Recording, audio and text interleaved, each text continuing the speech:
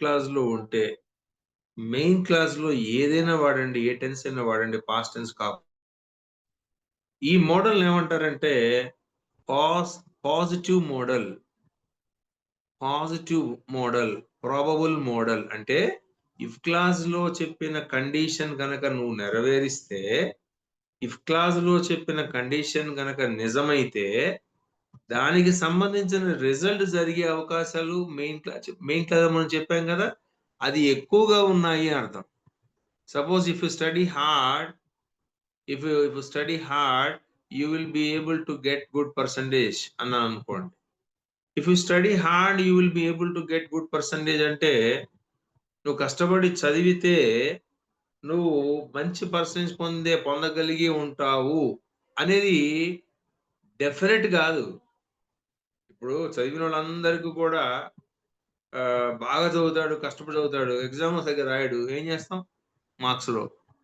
అలాగే కొంతమంది మా బ్రహ్మాండంగా రాస్తాడు, ఆ పేపర్ వాల్యూ చేసేవాడు వాళ్ళ ఇంట్లో వాళ్ళ భార్య వాడిని ఏదో వాడికి గొడవ అయింది, మైండ్ డిస్టర్బ్ అయింది, సరిగ్గా రాయడు, సరిగ్గా వాల్యుయేషన్ చేయడు, ఎప్పుడు ఏమవుతుంది? సో ఇఫ్ క్లాస్ లో కండిషన్ నెరవేరినంత మాత్రాన రిజల్ట్ డెఫినెట్ కాదు, గుర్తుపెట్టుకోండి. ఇంతకుముందు మనం చెప్పుకున్న మోడల్లో there is a high positive probability. The probability to happen is very high. ఎప్పుడు ఇఫ్ క్లాస్ లోని కండిషన్ గనక మనం అది నిజమైతే, if the condition mentioned in if class becomes true, the result mentioned in the main class has a high probability to happen. అది the meaning, not definite to happen. అలా కాకుండా మనం ఒక ఫైర్ ని ముట్టుకున్నాం అనుకోండి, అది కాలుతుంది కాల్దా?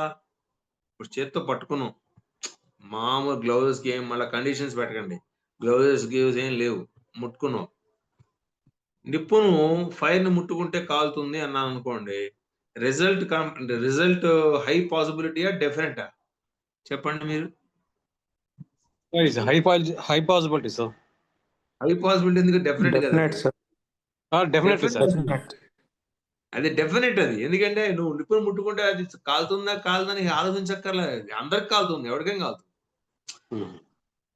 In the normal conditions, gloves వేసుకుంటే ఆయన చెప్పలేదు ఇందాక నేను, అవన్నీ పక్కన పెట్టండి.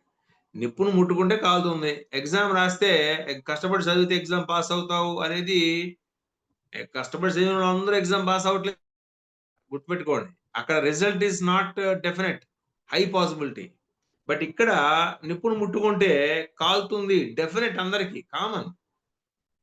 అదే నువ్వు కరెంటు ప్లగ్ లో వేలు పెట్టావు, ఏమవుతున్నప్పుడు కింద చెప్పులు వేసుకుంటారు సార్, అప్పుడు ఏమవుతుంది అంటే, చెప్పులు వేసుకుంటే ఎవరు కొట్టదు షాక్. అది కాదు, మామూలుగా చెప్తున్నా. నువ్వు కరెంటు ఆ ప్లగ్ లో వేలు పెట్టావా, అప్పుడు ఏమవుతుంది? షాక్ అందరికి కొడుతుంది, కామన్, డెఫినెట్ కదా అది డెఫినెటే కదా.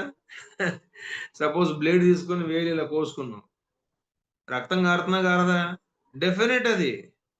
అంటే కొన్ని కండిషన్స్ కనుక నిజమైతే రిజల్ట్ ఈజ్ డెఫినెట్. దీని జీరో కండిషన్స్ అంటారు. ఈ సందర్భాల్లో ఏం చేయాలంటే, ఇఫ్ క్లాజ్ లో సింపుల్ ప్రెజెంట్ టెన్స్ వాడాలి, రిజల్ట్ క్లాజ్ లో కూడా సింపుల్ ప్రెజెంట్ టెన్స్ తప్ప ఇంకా వేరే టెన్స్ వాడకూడదు. అది పాయింట్ నేను చెప్పాలి. You understand my point? If clause లో సింపుల్ ప్రెజెంట్ టెన్స్ ఎటు మనం వాడుతున్నాం, మెయిన్ క్లాజ్ నువ్వు ఏదైనా వాడుకో అన్నా, కానీ ఇప్పుడు ఏదైనా వాడుకో కాదు, మెయిన్ రిజల్ట్ క్లాస్ లో కూడా సింపుల్ ప్రెజెంట్ టెన్స్ వాడాలి. ఎప్పుడు? జీరో కండిషన్ అంటే అది. ఎప్పుడు అంటే ఇఫ్ క్లాజ్ లో చెప్పిన కండిషన్ నిజమైతే the result is definite to happen. If you touch the fire it will burn కాదు, ఇట్ బర్న్స్ యూ, అంతే, సింపుల్. ఇట్ విల్ బర్న్ అన్నాడు అనుకోండి కాంపిటేటివ్ ఎగ్జామ్స్ లో, తప్పది. అంటే ఎవరైనా కాంపిటేటివ్ ఎగ్జామ్స్కి వెళ్ళే వాళ్ళు ఉంటే వాళ్ళకి బాగా ఉపయోగపడుతుంది. It will burn is wrong, because if you touch the fire it will burn is wrong. If you touch the fire it burns. If you cut your finger, it bleeds. It will bleed కాదు. It will bleed, it can bleed, it will bleed, it may bleed, అన్ని బూతులే. It bleeds because in both the conditional clause and the result clause we use the same tense, zero condition, simple present tense we use, because the result is definite to happen, right? If you pour the water on the ground, it slopes down or it may absorb in the water. మట్టి నేలలో అయితే నేను observe అయిపోతుంది. మామూలు ఇంట్లో water పోసాం అనుకోండి, ఏమవుతుంది? Water పల్లం ఇటు పక్కుంటే ఇటు పక్క వెళ్తుంది, అది ఆటోమేటిక్ కదండి. If you pour the water on the floor, it slopes down. It will slope కాదు, it slopes down. If you throw any object in the sky, it falls back. Law of gravitation. Falls back, it will fall back కాదు. You understand me? So కొన్ని విషయాలు ఏంటంటే result అనేది definite అని నీకు తెలిస్తే, అందరికీ తెలియకర్లా, కొన్ని విషయాలు సైంటిఫిక్ విషయాలు, కొన్ని విషయాలు ఉంటాయి. సపోజ్ ఆక్సిజన్ హైడ్రోజన్ కలిపితే ఏమవుతుంది? ఇది సైన్స్ స్టూడెంట్స్కి తెలుసు. ఆక్సిజన్ ని హైడ్రోజన్ కలిపితే ఏమవుతుంది? H2O, వాటర్ అవుతుంది కదా. So if you mix oxygen with hydrogen, it becomes water. It will become కాదు, it turns. Suppose if you heat the water at 100 degrees temperature, it dash boils. It will boil కాదు, it boils. So this is sometimes what happens, in English language we have to use simple present tense both in the condition and also in the result, when the speaker knows that the result is definite to happen if the condition mentioned in if clause becomes true, right? If you don't take medicines, ఇది నిజమో కాదో చెప్పండి మీరు చూద్దాం. If you don't take medicines, you don't get rid of your problem అన్నాం అనుకోండి. ఏమో ఎవరు చెప్పగలండి? మందులు వాడితే రోగాలు వస్తున్నాయి. ఇప్పుడు మందులు వాడకుండా మానేస్తే రోగాలు తగ్గచ్చేమో కదా. దీనికి వాడడానికి ఛాన్స్ లేదు. మందులు వాడకపోతేనే రోగం తగ్గదు అన్నాం అనుకోండి. సార్ అది డెఫినెట్ కదా సార్. డెఫినెట్ ఎందుకు అవుతుంది అది? ఇవాళ డాక్టర్లే చెప్తున్నారు అసలు మెట్ఫార్మిన్ వల్లనే రోగాలు వస్తున్నాయని, షుగర్కి. మెట్ఫార్మిన్ వలన కిడ్నీస్, లివర్, అన్ని పోతున్నాయని, రోగాలు. ఇప్పుడు అంటే ఎలా చెప్పగలవు నువ్వు డెఫినెట్ అని? ఇప్పుడు వేలు కోసుకుంటే బ్లడ్ వస్తుందని కామన్, అందరికి తెలిసింది అది. రైట్? అన్నిటికీ వర్తించదు అది. మీరు గమనించాలన్నమాట. అది డెఫినెటా కాదా? If you use amplifier, it burns the paper. If you use the amplifier in front of a paper, it burns it automatically. కాసేపు అలా పెట్టామనుకో, ఎండ ముందు యాంప్లిఫైర్ పెట్టామనుకోండి, అది నువ్వు అవునా కాదా ఆలోచించక్కర్లా, ఒక 2-3 నిమిషాలతో ఆటోమేటిక్ గా పేపర్ బర్న్ అవుతుంది. మనం చిన్నప్పుడు చేసేవాళ్ళం కదా. So all the things which are automatically they happen.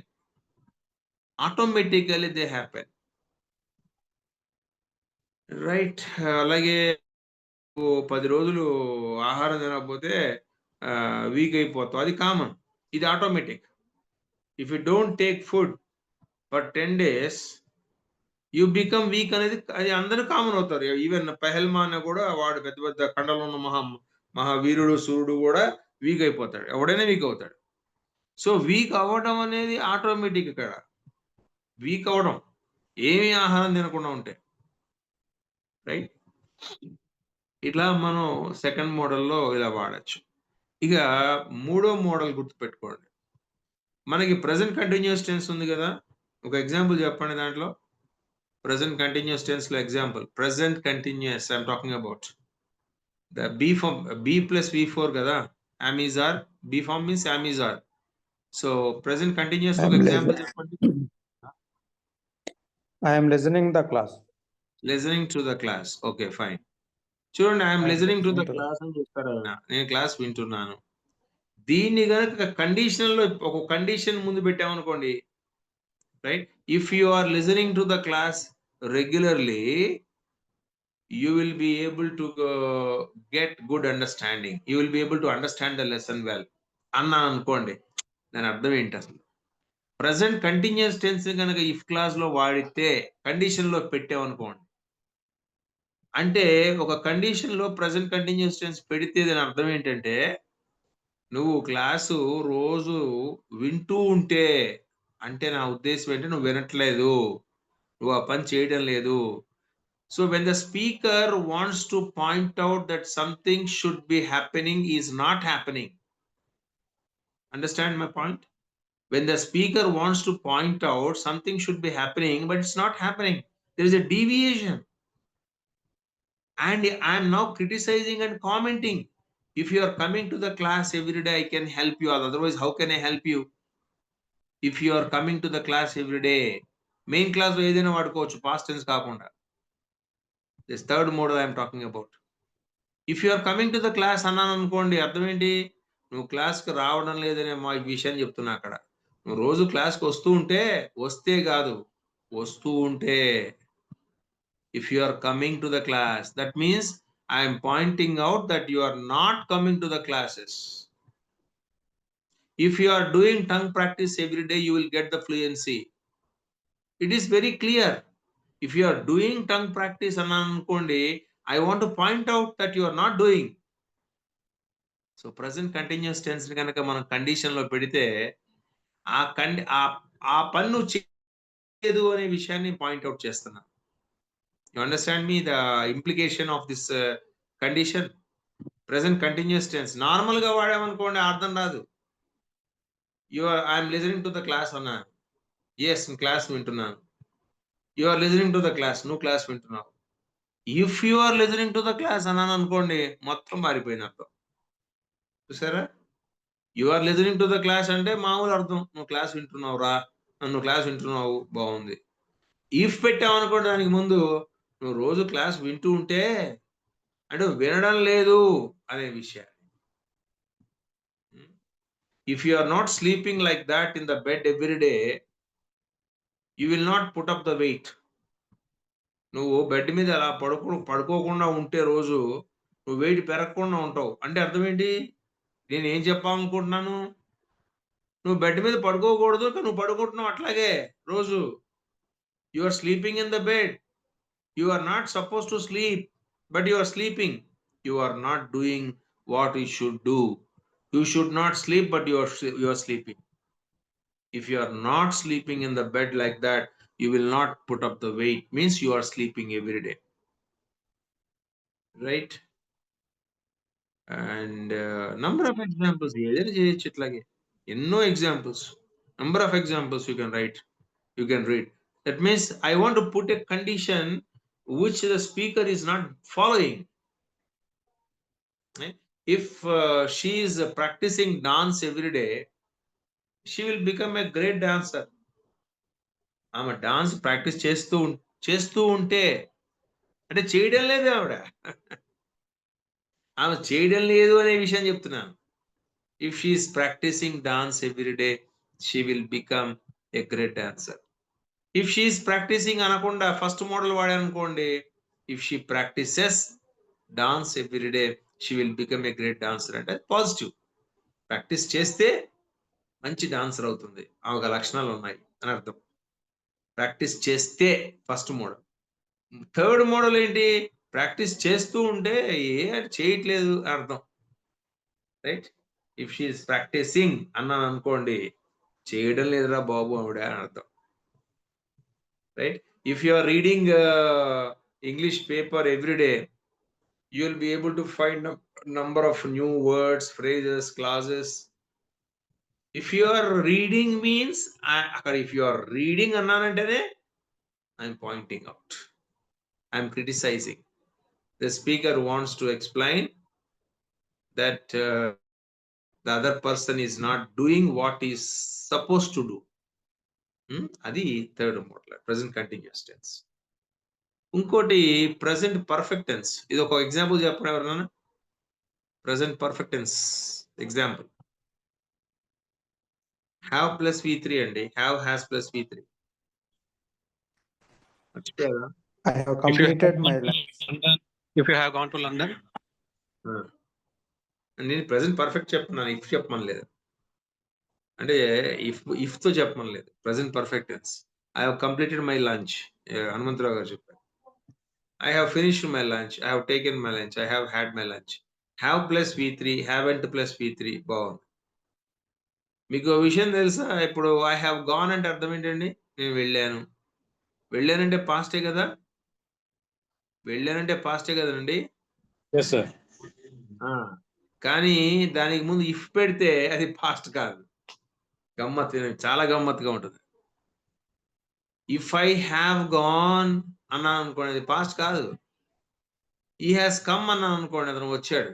If he has come అన్నాను అనుకోండి, పాస్ట్ కాదు అది.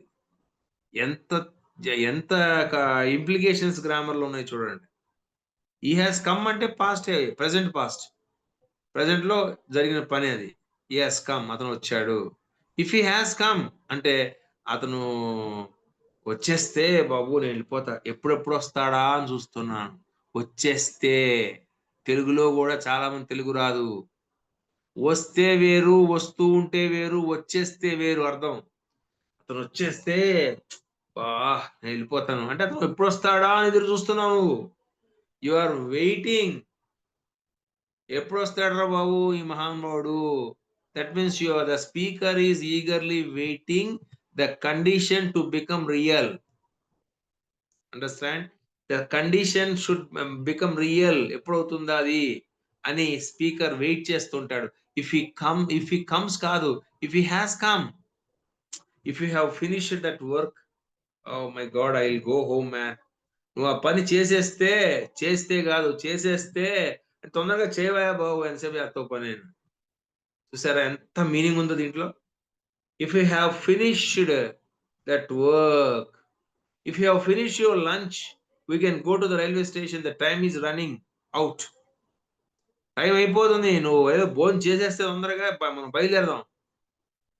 తినరా బాబు, ఎంతసేపు తింటాం అని అర్థం. అంటే స్పీకర్ హడావుడి చేస్తాడు. The speaker make hurriness, creates an hurriness that the condition mentioned in if clause should become real. ఎంత తేడా ఉందో చూసారా? ఈ హ్యాస్ కమ్ అంటే పాస్ట్ అండి, ఇఫ్ హీ హ్యాస్ కమ్ అంటే పాస్ట్ కాదని. అడగండి ఏమన్నా మరి. ఇది నాలెడ్జ్, ఎంత గొప్ప నాలెడ్జ్ మీకు ఉంది. ఇప్పుడు ఎక్కడైనా విన్నారా మీరు? ఇప్పుడు ఈ has come, if he has come అంటే, ఈ హ్యాస్ కమ్ అంటే పాస్ట్ సార్, అతను వచ్చాడు. ఇఫ్ హీ హ్యాస్ కమ్ అంటే అది కూడా పాస్టే సార్ అంటారు. కాదు, అది పాస్ట్ ఎందుకండి? సింపుల్ పాస్ట్ టెన్స్ వాడినా పాస్ట్ కాదు. తెలుసా మీకు ఆ విషయం? నెక్స్ట్ మోడల్ అదే. అదేంటి సార్ సింపుల్ పాస్ట్ టెన్స్ అనేది ప్యూర్ పాస్ట్ కదా, అది వాడినా కూడా పాస్ట్ కదా? కాదు, ఇఫ్ క్లాస్ యొక్క గొప్పతనం అదే. ఇఫ్ లో ఓన్లీ ఒకే ఒక సందర్భంలో ఇఫ్ పాస్ట్ అవుతుంది. మీకు అర్థమవుతుందా? ఇప్పుడు నేను చెప్పింది అర్థమైందా? Present perfect have has plus V3 గా మనం గనక ఒక కండిషన్ లో, ఇఫ్ కండిషన్ లో గనక మనం వాడితే, స్పీకర్ ఆ పని, ఆ కండిషన్ ఎప్పుడు నిజమవుతుందిరా బాబు అని ఎదురు చూస్తున్నాడు. ఒక ఆయన ఇంటికి వెళ్ళావు నువ్వు సంతకం కోసం, సంతకం పెడితే కానీ నీ పని కాదు. ఆయన పొద్దున వెళ్ళావు నువ్వు, 2 గంటలు కూర్చోబెట్టాడు. వెయిట్ వెయిట్ వెయిట్ అంటున్నాడు. సార్ మీరు కొంచెం సంతకం పెట్టేస్తే మళ్ళీ నేను ట్రైన్ ఎక్కిపోవాలి సార్. ఏదో రైతు వాడు పాపం, సంతకం పెడితే అనట్లే, వాడు పెట్టేస్తే. సరే, పెట్టేస్తే. సంతకం పెడితే అంటే if you sign. If you sign కాదు ఇక్కడ. If you have signed on this papers, I will go back immediately to my village. Immediate గా మా ఊరు వెళ్ళిపోతాను సార్ నేను. రైట్ సార్, మీరు నాకు ఇవ్వాల్సిన శాలరీ ఇచ్చేస్తే నేను ఈ జాబే మానేస్తాను సార్ అని కొంతమంది అంటారు కదా. ఎట్లా చెప్తారు దాన్ని? మీరు నాకు ఇవ్వాల్సిన శాలరీ ఇస్తే కాదు, ఇఫ్ యు గివ్ కాదు. ఏమనాలి అక్కడ? ఏమనాలి చెప్పండి? అన్ని చెప్తే if you have given the salary, if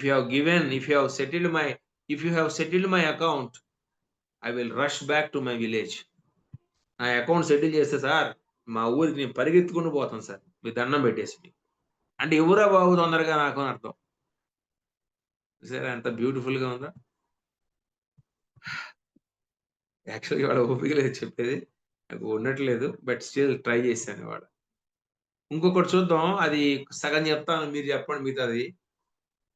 simple past tense suppose ఇందాక ఇఫ్ హి హాస్ కమ్ అంటే అది పాస్ట్ కాదురా బాబు. That is the hurriness of the speaker that the condition mention plus should become real as early as possible అనే అర్థాన్ని ఇస్తుందని చెప్పుకున్నాం మనం. అలా కాకుండా హీ కేమ్ వచ్చాడు. ప్యూర్ పాస్ట్ అండి హీ కేమ్ అంటే. అది 100 to 100% మీ మీ భాషలో చెప్పాలంటే రా ఆల్కహాల్. ప్యూర్ ఆల్కహాల్ అది. హీ కేమ్ అంటే పాస్ట్ అది. Complete past. కానీ దానికి ముందు ఇఫ్ పెట్టినా కూడా అది పాస్ట్ కాదు. హీ కేమ్ అంటే పాస్టే. ఇఫ్ హీ కేమ్ అంటే పాస్ట్ కాదు మళ్ళా. ఇది ఇంతకుముందు చెప్పిన మోడల్‌కి రివర్స్. కానీ ముందు ఒక రూల్ ఉంది ఇక్కడ. ఇఫ్ క్లాజ్‌లో గనక కండిషన్‌లో సింపుల్ పాస్ట్ టెన్స్ మనం వాడితే మెయిన్ క్లాజ్‌లో కండిషనల్ టెన్స్ వాడాలి. కండిషనల్ టెన్స్ అంటే ఏంటంటే ఒక టెన్స్ ఉందది. Would plus V one, could plus V one, might plus V one ఎక్కువగా would plus V one, would not plus V one వాడతారు. అంటే ఇఫ్ క్లాస్ ఒక కండిషన్‌లో గనక సింపుల్ పాస్ట్ టెన్స్ వాడితే రిజల్ట్ క్లాస్‌లో వుడ్ ప్లస్ వి1 కంపల్సరీగా వాడాలి. ఇంక ఏది వాడే అవకాశం లేదు రూల్స్. ఇది రూల్స్ అంతే ఇగ. ఇక్కడ సింపుల్ పాస్ట్ టెన్స్ వాడితే అర్థం ఏంటో చెప్తా. ముందు రూల్స్ గుర్తుపెట్టుకోండి. సింపుల్ పాస్ట్ టెన్స్ అంటే వి2 గాని, డిడ్ నాట్ ప్లస్ వి1 గాని. రైట్? కండిషన్‌లో. రిజల్ట్‌లో ఏం చెప్పాలి అంటే వుడ్ ప్లస్ వి1 గాని, వుడ్ నాట్ ప్లస్ వి1 గాని చెప్పాల్సిందే. ఇంక మీ ఇష్టం వచ్చింది ఏది చెప్పడానికి ఛాన్స్ లేదు. ఇది రూల్. ఇప్పుడు ఎక్కడ వాడతాం సార్ అర్థం ఏంటి? చూడండి ఇఫ్ క్లాజ్‌లో చెప్పిన కండిషన్ జరగకుండా ఉంటే బాగుంటుంది అనుకుని కోరుకున్నప్పుడు. ఇందాక దానికి రివర్స్ ఇది. 2 సందర్భాల్లో వాడతాం. We use simple past tense in if clause in 2 different occasions. Number 1 occasion when the speaker wants the condition mentioned in if clause should not become real. అది నిజం అవ్వకూడదని కోరుకుంటాడు ఇక్కడ. For example the best example చూడండి. వాడు వచ్చాడంటే feel అవుతాడురా నువ్వు వాడి suit case open చేసావు. మనం ఓపెన్ చేయకూడదు కదా ఇతరుల సూట్ కేస్. ఎందుకు ఓపెన్ చేస్తాం? లెటర్ ఓపెన్ చేసాం. లెటర్ వచ్చింది. వీడు మెల్లిగా ఓపెన్ చేసాడు.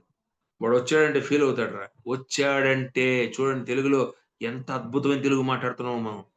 మీకు తెలియకుండా మీరు అద్భుతమైన తెలుగు మాట్లాడుతున్నారండి. మీ తెలుగు మీకు చూపిస్తున్నాను నేనిప్పుడు. వాడు వచ్చాడంటే వాడు వస్తే ఫీల్ అవుతాడని చెప్పట్లే మీరు. వాడు వస్తే ఫీల్ అవుతాడని చెప్పట్లే. వస్తే ఫీల్ అవుతాడని చెప్పామనుకో నీకు తెలుగు కూడా రాదనమాట.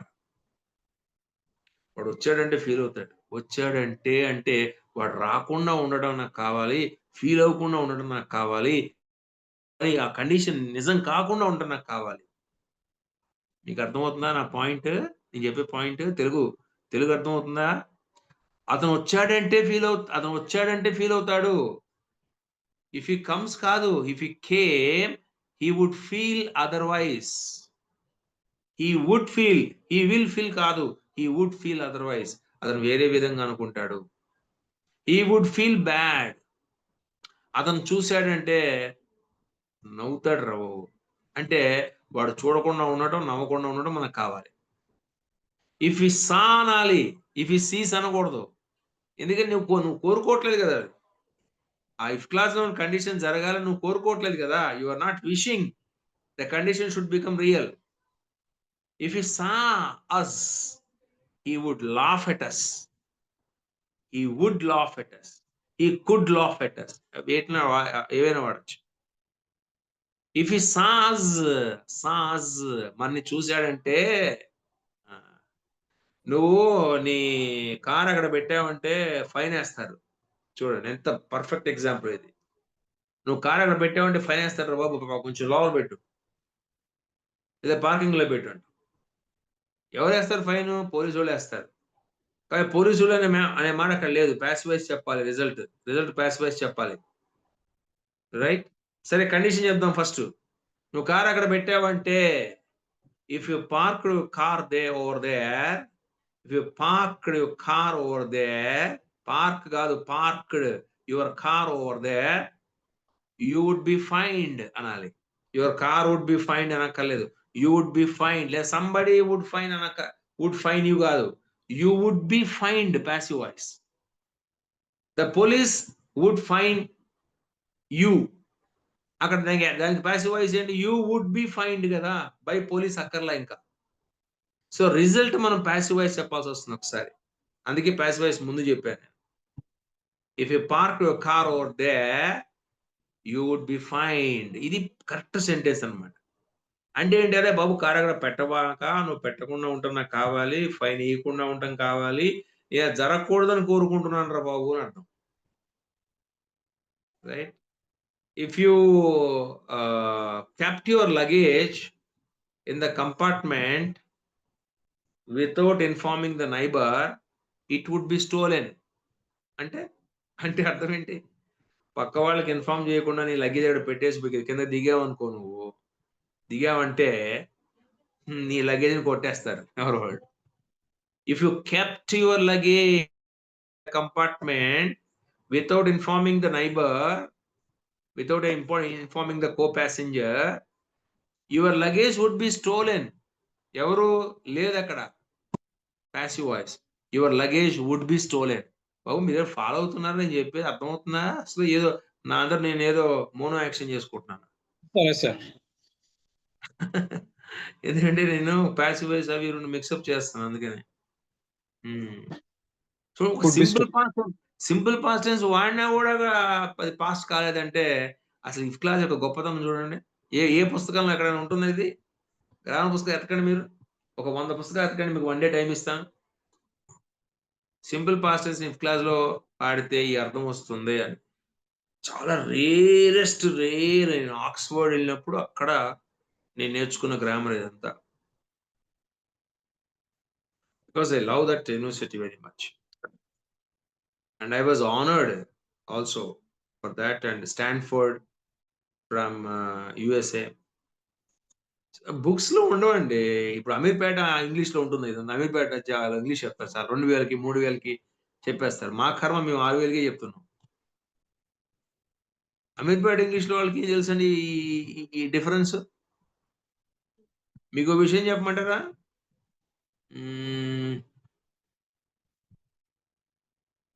పాస్ట్ టెన్స్ ని ఫ్యూచర్ కూడా వాడచ్చు తెలుసా మీకు? పాస్ట్ టెన్స్ సార్ మమ్మల్ని చంపకండి సార్, ఇప్పుడే చచ్చిపోతున్నాం కన్ఫ్యూజన్ తో, మేము ఓ మై గాడ్ అనుకుంటున్నాం. పాస్ట్ టెన్స్ ని ఫ్యూచర్ కి వాడచ్చు. ఎట్లా వాడచ్చు అంటే చాలా ఉన్నాయండి కండిషన్లు. హ్యాడీ కాదు, ఇఫ్ హీ కేమ్ టుమారో అనొచ్చు.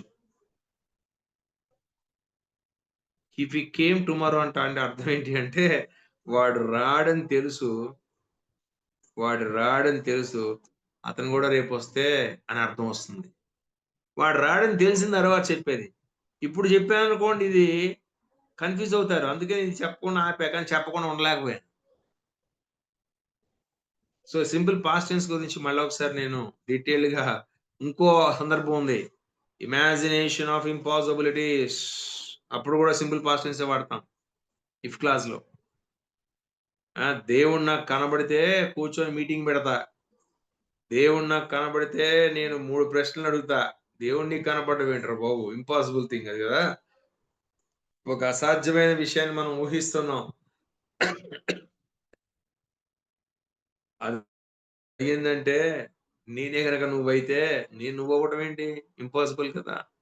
నాకే కనుక రెక్కలుంటే నేను హిమాలయాల మీదకి ఎగురుతాను, నాకు రెక్కలు ఉండటం ఏంటి అసలు? Fantasy, imagination. You are imagining something impossible, అప్పుడు కూడా ఇఫ్ క్లాస్ లో సింపుల్ పాస్ట్ టెన్స్ వాడాలి. సేమ్ రూల్స్ అప్లై అవుతాయి. రైట్? ఇది ఇంకా డీటెయిల్డ్ గా నేను చెప్తాను.